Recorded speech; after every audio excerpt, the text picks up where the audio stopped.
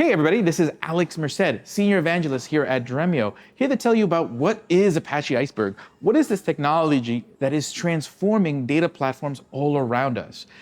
It is what's known as a Data Lakehouse table format. And what a Data Lakehouse table format does, it provides a metadata layer on top of the files, the data files, particularly our Parquet files, in our data lake. This allows tools like the Dremio Lakehouse platform to take a look at your 1,000, 10,000, 100,000 Parquet files and not treat them as a bunch of individual files, but as a single data set, a single table that you can run SQL on and have a consistent definition, and plus enabling features like ACID transactions, time travel, partition evolution, schema evolution, and much, much more. Apache Iceberg is transforming the data industry and is a key pillar to what makes the Dremio Lakehouse platform special and unique. If you want to learn more about Apache Iceberg, make sure to get a copy of Apache Iceberg, the definitive guide from O'Reilly.